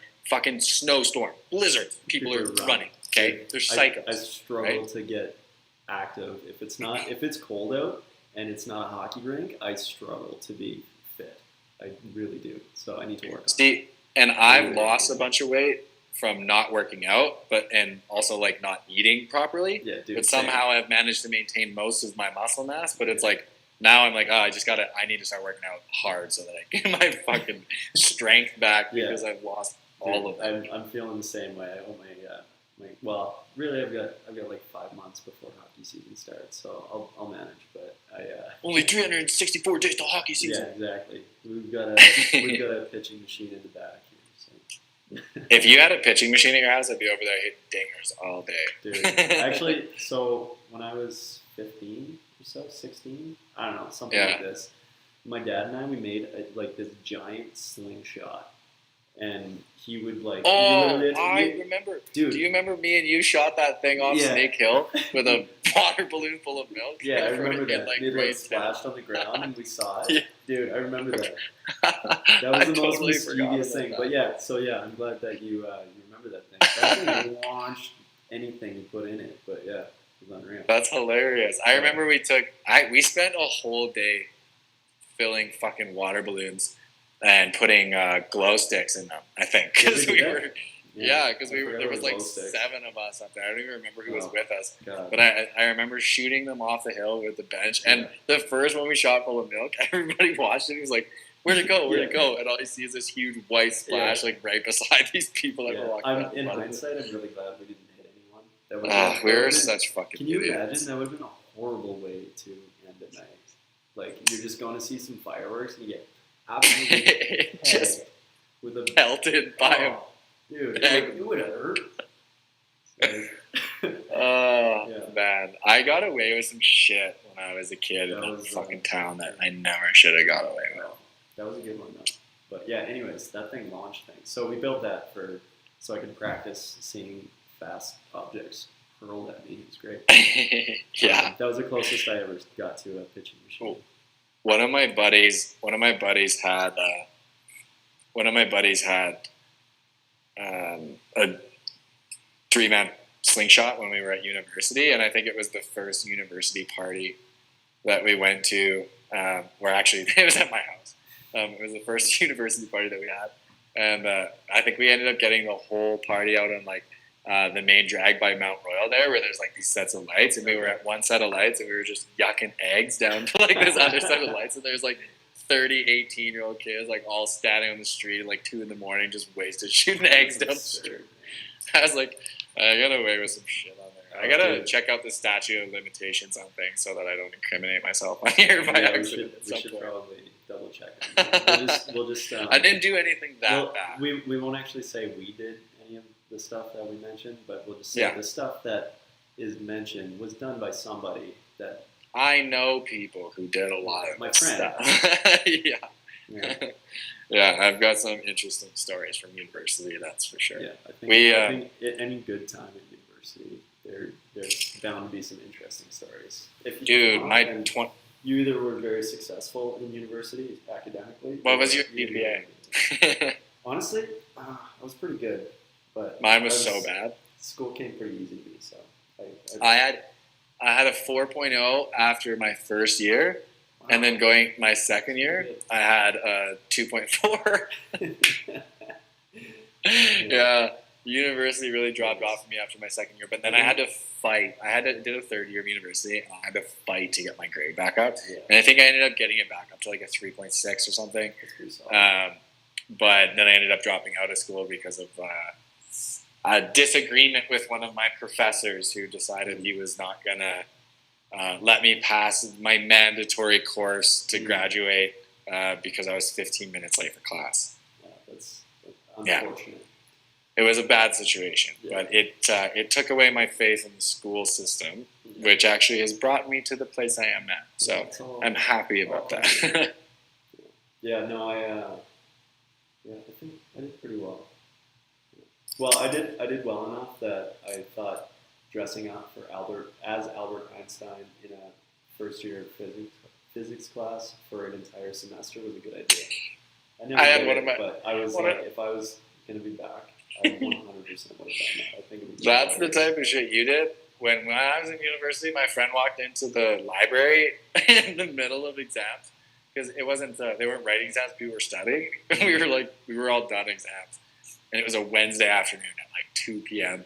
And he has a fucking 2-4 box of Heineken on his head, and he walks into the library holding like half a 2.6 of Captain Morgan's, and he's like, "I am Boxman." And he's like, walks in the middle and slams his 2.6 and like puts the box down on his head and then like runs out, and everyone in the fucking library is losing their shit. And people were like, and he runs out. The best part was he goes outside and he's running through the hallway with this fucking box in his head.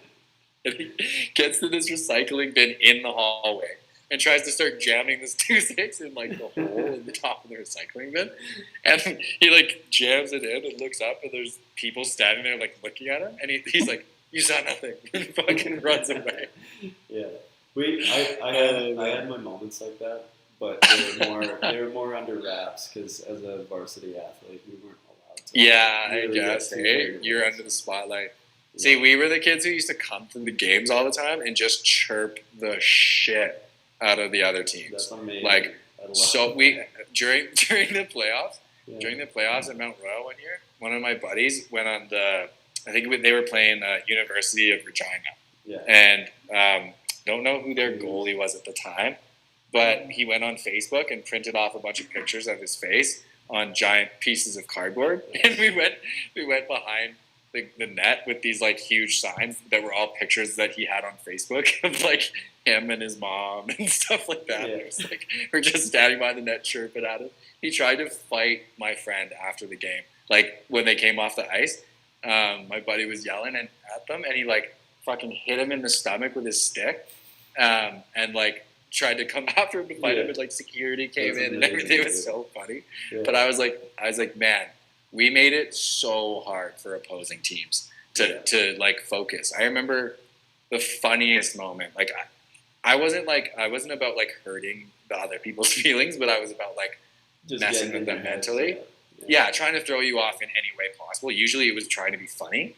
So I remember specifically this one moment. There was a basketball game, and we used to dress up in different outfits to every game. Yeah. So one game we all dressed up in suits and brought clipboards and went as scouts and all like watched the basketball game like as scouts. And then another one we had like top hats and mustaches on, and like canes and stuff. And then another one we had like we painted ourselves completely blue. And then we do like fucking neon ski-on stuff. Like we would do something different for every game. Yeah. And it was playoffs, and it was against one of our rival teams. And this kid was going up to shoot a free throw. And it was like, I think they were down by 2 or down by 1 or something. And the kid goes up to the free throw line. And he's like, it goes dead quiet, right? And we'd been chirping the whole game, so everyone was kind of expecting something. And it's dead quiet, and we had a players list, so we knew all their names. Yeah. And I was like, his name was Andrew or something, and he was like this 6'6" Asian dude, but he had like the biggest calves I've ever seen in my life.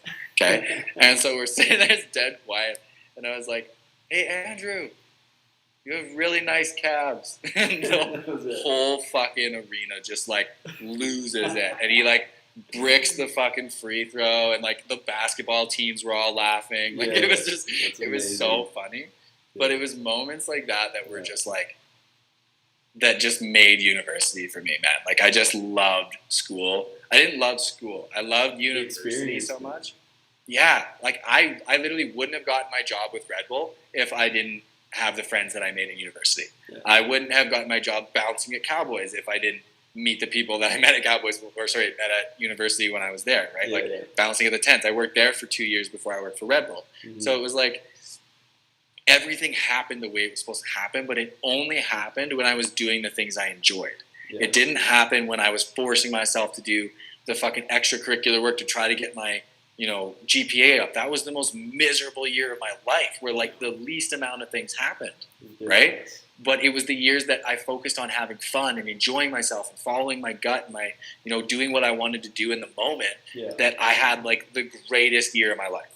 And I'm so thankful for that year, because there's lots of kids now who aren't going to ever have that experience potentially, or at least the same college, that traditional college experience of like being the fucking frat boys with the, the party house and having toga parties and all that shit. Like all the dumb shit we did, man. Like just like we stole Twilight cutouts from this person's house one time and put them in our window so it looked like we were constantly looking at our neighbors.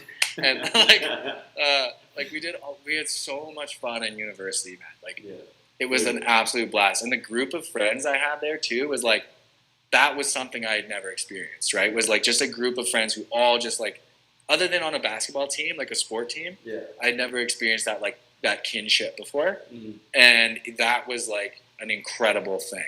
So it's upsetting now. Like I know that school's not in and other shit, but there's just, people need to find excuses to have those experiences again, right? Yeah. Like it's just, they're so critical. Dude. And I love that. So people's lives. I think, and that's something that as a, collaborative effort, I think we should strive for, is kind of, maybe not some of the things that we got up to, but like a lot of the good ones where it's like we're trying to recreate these amazing moments that it's learning experiences so unforgettable, right? So it's there was something about university that just it's the experience and like experiencing it with other people that just made it so amazing, right? Like when you said you had that kinship with your group of friends. As a hockey player, so lucky. It's like you show up to this place, it's like, here's 20 friends, have fun. Like, so. Well, and not all the time, though, right? Yeah. Not all the time, but definitely. I think, with sports, it's like everybody's there generally for the same reason, so you more or less get along. It's pretty awesome. Yeah, exactly. And I think there's something special about teams that do all get along. Like I had that same thing with my team when I played basketball in Europe when I was 16. Yeah. When I went there and played, it was like I walked into practice day one and they all stopped practice and they were like, "Hey man, nice to meet you. Like, what's up? Like, this is who I am. This is what I am. Like, what are you about?" Like, they all just were so welcoming. Yeah. And I remember calling my mom the first day after practice because we were leaving for Europe the next day. We had 2 days of practice and then we left for Europe. And I remember her asking how the practice went, and I was like, "It was incredible. Like, I've never felt a practice like that. Like, I wasn't missing the shot. I couldn't miss, right? And I was a shooting guard, so that was my job. Like, I shot threes, so I couldn't miss. The point guards were, they were dishing the ball to every open guy. Our big men were dunking everything. Like, it was so much like just coordination and like effortless, like teammate. I guess just effortless connection with one another, right? That I had. That was like the best basketball experience I've had in my life. Was we played one game there against a team, and we had this one play called money because I couldn't miss. Like when I was on this team, I just couldn't miss. Like I had like 5 threes a game, right? And so we would run this one play on a zone defense called money, which would end up having me basically run the baseline and catch a ball off the 90-degree or in the corner to shoot an open three, right? And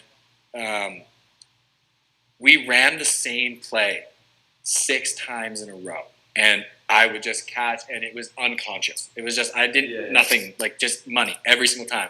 And I was like, I had the most incredible just energy. Like I was jacked up, man. I've been playing I played 2 games a night because I played on the varsity team and the senior team. I was a starting shooting guard, and I played fucking 2 games a night for 2 months while we were over there, and we played a game 6 days a week. We played games. So it was exhausting, but I never had that much energy in my life because of these kids that just would hype me and support me and were so happy for me that even when I think I missed my 7th three and in a row. Like I had 6 back to back. Like it was fucking nuts. Like people were going off, and I missed.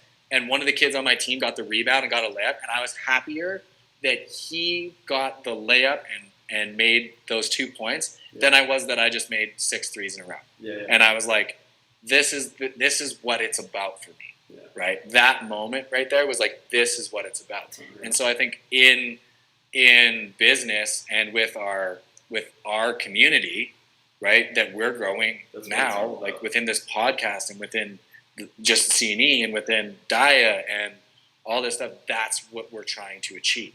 Right, we're trying to achieve that sort of thing, that synergy that just creates those moments, those miracle feeling moments, right? Those energies that are just like undeniable. I think you said it best when you said effortless connection, and again, it goes back to literally how we started this conversation about being on the same wavelength. If you can create that wavelength, people are going to come up to that wavelength, and it's that effortless connection. It's awesome, man. It's really cool. Yeah. But I think that's a good note to end this on. It's 9 o'clock. So another solid 2 hours. Standard undecided 2-hour conversation. Hey man, I fucking loved it. I know, I enjoy it. It's good. I enjoy it every night, and I'm very, very excited for our podcast with Karen, the 3-term mayor of Banff, current 3-term mayor of Banff. I'll get this right so that I can post this clip as the ad maybe next time. Right. Nice. Okay. So it'll be with the current 3-term mayor of Banff, Karen Sorensen, and her lessons learned in leadership, which I'm very excited to hear about. Nice. But she's also a close personal friend of mine. So I'm excited to learn a little bit more about her because I've only known her as my friend's mom and, as like my second mom kind of thing. So I'm very excited to have a real conversation with her. And actually, I want to talk to her a lot about this party that's come out of all the different parties that's coming together to fight against the regulations and stuff right now. I'm very interested in asking her opinion about that because I believe she's running for the House of Parliament as well. Is that what are we? 2 weeks from now, right? April May 5th, yeah. May 5th. Yeah. May 5th, yeah. I guess on another note too, this Sunday we're doing a concert here at the Beach, a live concert on the Beech Media. So we'll, it should be. Can I stream that to my TV? Yeah, we're gonna set it up. I'm gonna try and stream it through a camera, and we might even on YouTube. Yeah, it'll be on same channel. Yeah. So Sweet. And then I think we're gonna do that'll be like the first post production, bedroom studios Beach session. So hopefully it's sick, but we'll see. Cool, dude. I'm about it. Awesome, man. Okay, this was fun. Great chat. Yeah, we'll chat next week.